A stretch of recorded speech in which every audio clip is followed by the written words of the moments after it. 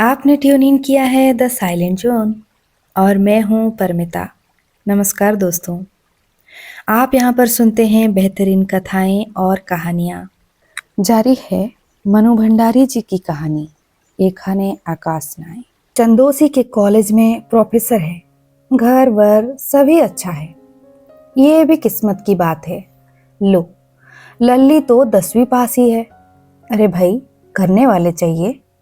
बिरादरी में अच्छे लड़कों का कोई टोटा थोड़ी है। चलो अच्छा ही है, लल्ली भी अपनी ही है। पर अपनेपन की भावना के बावजूद अम्मा के कलेजे से एक गहरी निश्वास फूट पड़ी। भात की तैयारी करो, भात की तैयारी।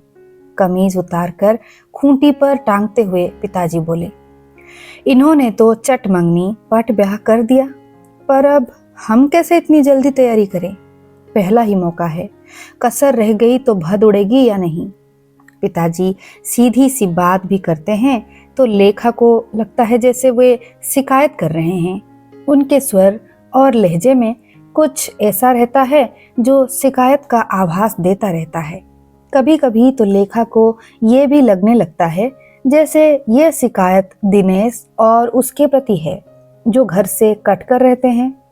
रात लेखा जब छत पर पहुंची तो देखा गौरा अकेली लेटी सूनी आंखों से आसमान को निहार रही है।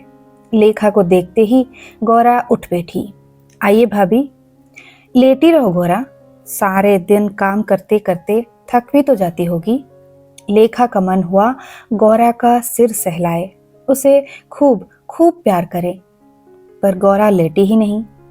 2 साल में ही कितनी बदल गई है गौरा, चेहरा कितना फीका पड़ गया है। और सुनाओ, क्या खबर है? तुमसे तो कुछ बात ही नहीं हुई।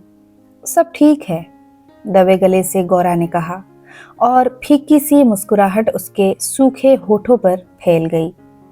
पर स्वर की व्यथा लेखा से छिपी नहीं रही। वो समझ ही नहीं पा रही थी कि गौरा से क्या कहे।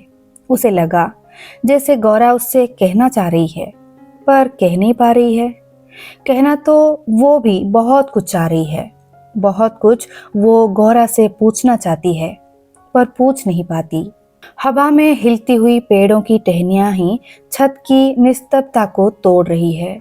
लेखा पाठक जी के लड़के के बारे में पूछना चाहती है, पर केवल इतना ही कहकर रह जाती है।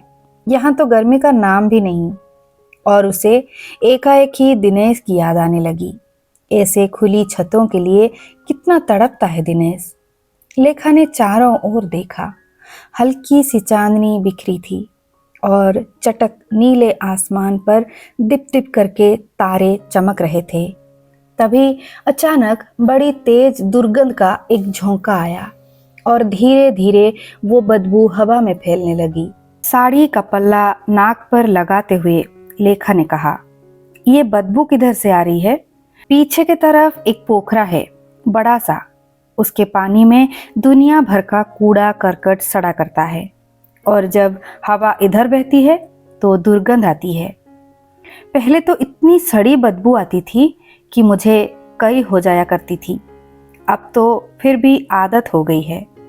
म्युनिसिपैलिटी सफाई क्यों नहीं करवाती? लेखा के लिए ये बदबू सचमुच ही असह्य हो रही थी। क्या पता? और दोनों फिर चुप हो गई। पर 2 क्षण बाद ही जैसे अपनी सारी शक्ति बटोर कर गौरा एकाएक पूछ बैठी, भाभी, मुझे कलकत्ता में नौकरी नहीं मिल सकती क्या? यहाँ तो अम्मा पिताजी मुझे कुछ नहीं करने देते, करने भी नहीं देंगे, और सारा दिन घर में मेरा मन नहीं लगता। आप मुझे अपने साथ ले चलिए भाभी, मैं भी कोई नौकरी कर लूँगी।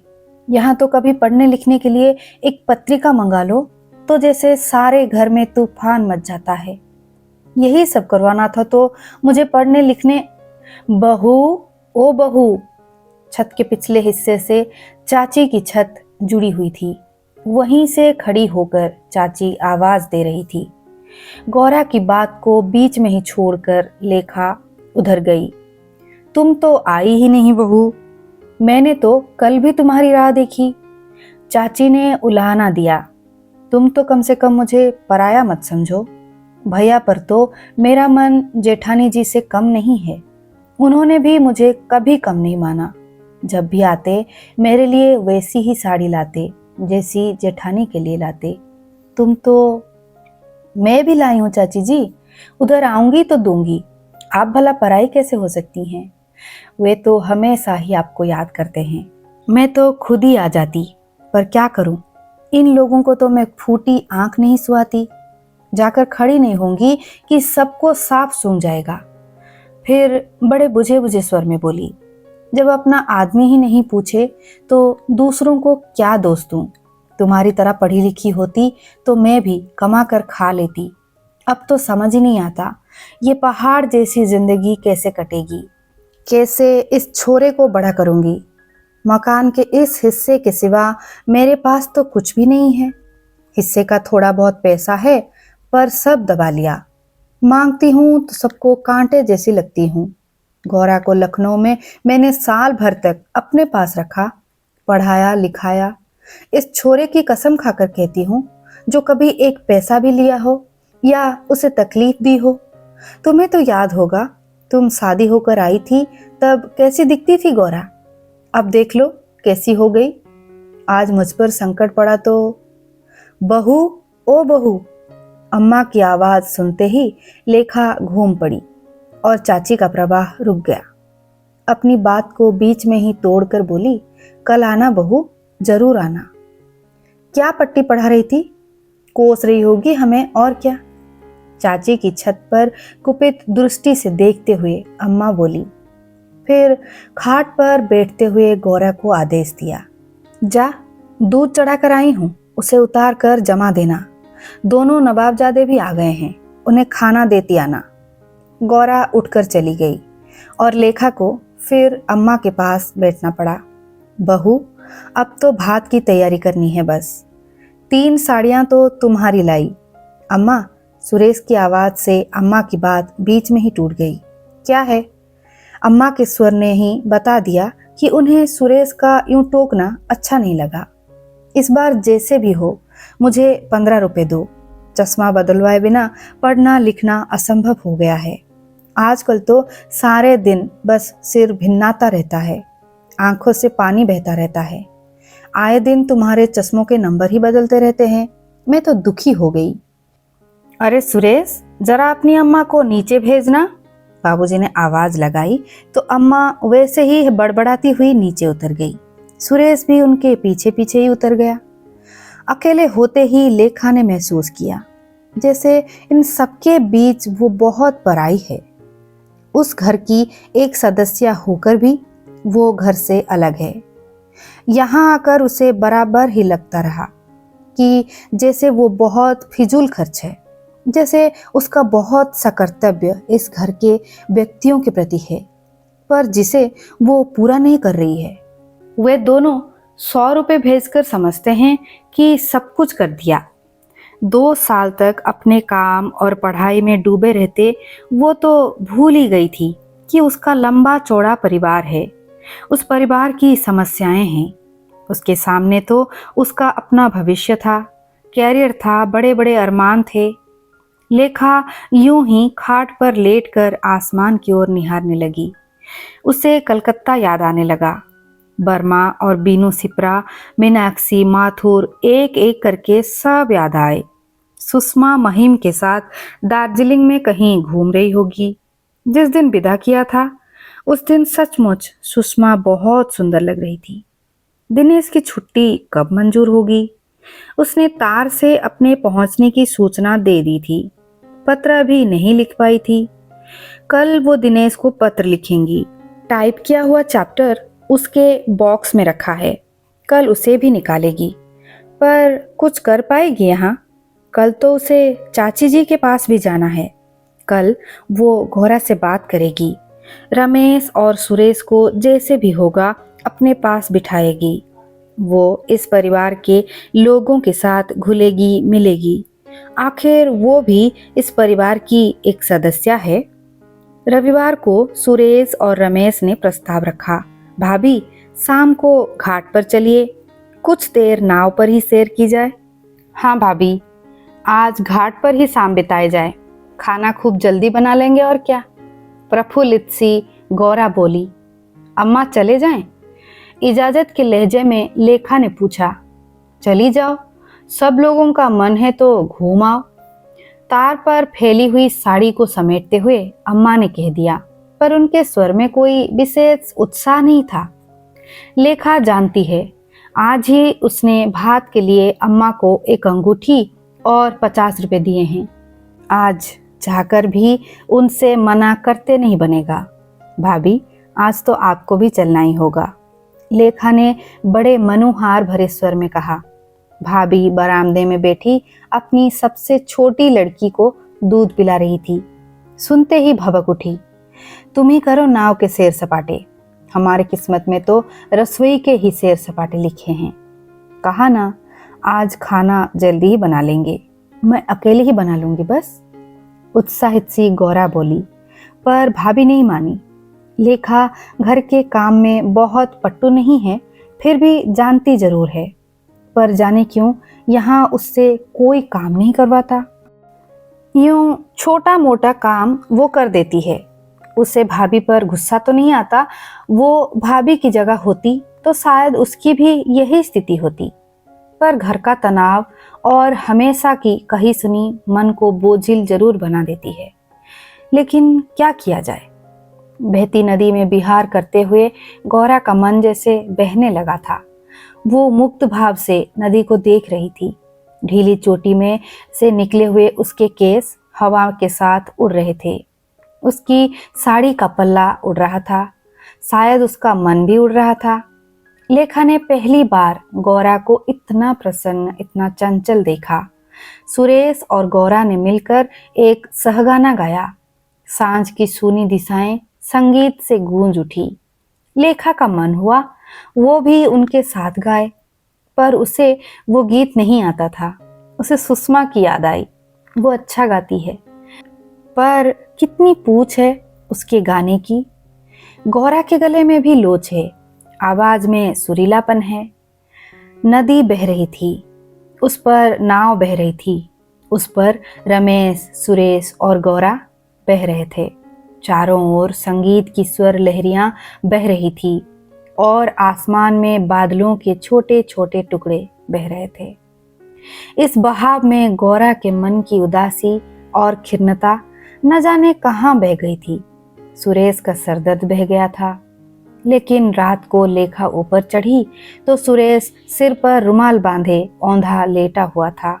क्या बात है भैया, सिर दर्द कर रहा है? सिरहाने बैठते हुए लेखा ने पूछा। यूं ही जरा सा झट उठते हुए सुरेश ने कहा और एक झटके से सिर पर बंधा रुमाल खींच लिया। अरे लेटे रहो, लेटे रहो, आप लोग मेरे साथ तकल्लुफ क्यों करते हैं? लेखा के स्वर में शिकायत थी। सुरेश धीमे से मुस्कुराया। चश्मे का नंबर बढ़ गया है इसलिए। यूं तो आजकल सारे दिन ही सर दर्द करता रहता है, पर जरा सा भी पढ़ लूं तो दर्द बहुत बढ़ जाता है। अम्मा रुपए देंगी तब तक तो यूं ही चलाना पड़ेगा। सुरेश दूसरी ओर देखने लगा। लेखा जानती है, अम्मा ने रुपए भात की तैयारी में लगा दिए हैं। लेखा के पास जो कुछ था वो भी उसने अम्मा को दे दिया। भाभी, यदि मैं कलकत्ता आ जाऊं तो क्या कुछ ऐसा प्रबंध नहीं हो सकता कि कुछ काम भी मिल जाए और पढ़ाई भी चलती रहे?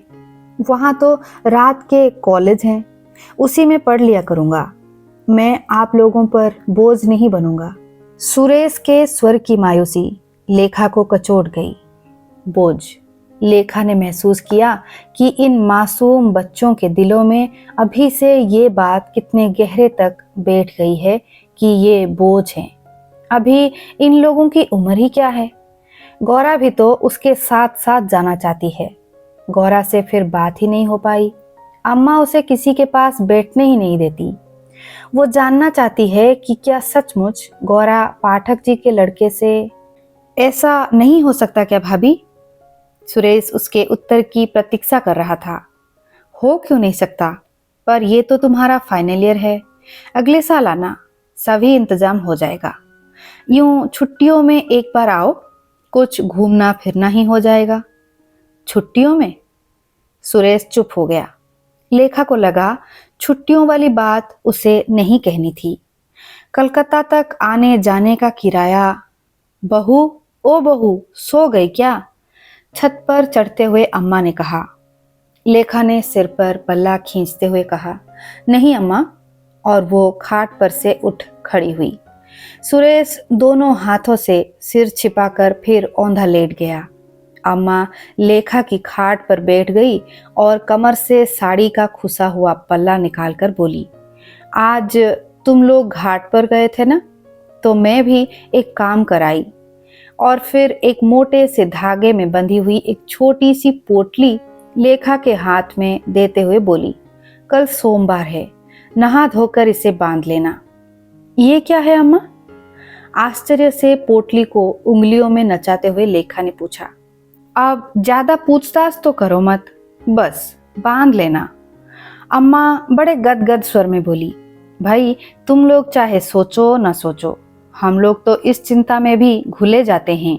तुम्हारे ब्याह को 4-4 साल होने को आए और घर में कोई बाल गोपाल नहीं, भरी जवानी में ही कोख रुझ जाए, ये भी कोई बात हुई भला? लज्जित, अपमानित, अबाक सी लेखा अम्मा का मुंह ही देखती रह गई। क्या कह रही हैं अम्मा? यहाँ एक पीर है, नीम के नीचे बैठते हैं, सो उन्हें सब नीम तले की पीर ही कहते हैं। ऐसा तावीज देते हैं कि बस आज तक उनका ताबीज अकारत नहीं गया। लोग दूर दूर से आते हैं, 5 रुपए और 1 गज लाल कपड़ा, सो तुम्हारा घर आबाद हो। बहू, तेरे 5 रुपए आ जाएंगे। लेखा ने बाहों में मुंह छिपाए दर्द से छटपटाते सुरेश की ओर देखा। उसका मन क्षोभ से भर गया। आज भात जाने वाला है। अम्मा ने बिरादरी में बुलावा फिरवाया है। सवेरे से ही घर में धमा चौकड़ी मची हुई है। भात सजा कर रख दिया गया है। 11 जोड़ी कपड़े और 4 तोला सोना रखा है। कुछ नगद रुपए भी है। लेखा आश्चर्य कर रही है, इतना सब अम्मा ने कहाँ से कर लिया? पर अम्मा बहुत खुश है। शाम को औरतें देखने आएंगी, भात की सराहना होगी, गीत गवेंगे, बतासे बटेंगे। बड़ी भाभी कई बार रो चुकी है। चाची ने कई बार झांक झांक कर देख लिया है। वे शायद बराबर उम्मीद कर रही हैं कि उन्हें इस अवसर पर तो बुलाया जाएगा। चौके का सारा काम जल्दी जल्दी समाप्त करके गौरा लेखा के पास आई। बड़े सकुचाते सकुचाते बोली, भाभी कोई अच्छी साड़ी दीजिए पहनने के लिए। संकोच के अधिक्य से वो लेखा से आंखें नहीं मिला पा रही है। लेखा ने अपनी साड़ी उसे पहनाई, गले में हार और कानों में टॉप्स भी पहनाए, उसका जूड़ा भी बना दिया। गौरा छेंप रही है, वो प्रसन्न है। लेखा को गौरा का ये रूप बहुत अच्छा लगता है।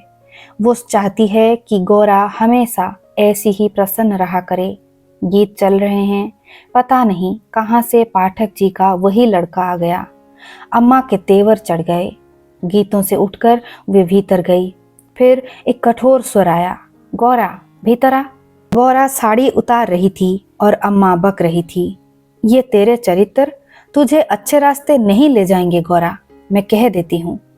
अब समझ में आया कि क्यों सवेरे से ये नखरा हो रहा था, क्यों बात बात पर हंसी फूट रही थी, बदन थिरक रहा था। लेखा लौट आई। गीत गाकर बतासे लेकर औरतें चली गई। भात का सामान लेकर बड़े भैया चले गए। खुशी का मौका था, फिर भी एक अजीब सी मायूसी, एक खामोश सी उदासी सारे घर में छा गई। रात को लेखा, गौरा, सुरेश और रमेश सब चुप चुप अपनी खाट पर आ लेटे। सुरेश सिर पर रुमाल बांधे वैसे ही औंधा लेटा है। गौरा दोनों बाहों से आंखें मूंदी चित लेटी है, वो शायद रो रही है। पास वाली छत पर से रात के सन्नाटे में चाची का बड़बड़ाना स्पष्ट सुनाई दे रहा है। आज इतनी औरतों को बुलाया और उन्हें नहीं बुलाया। वे अपनी बेसहारा पहाड़ सी जिंदगी और फूल से बच्चे को कोस रही है।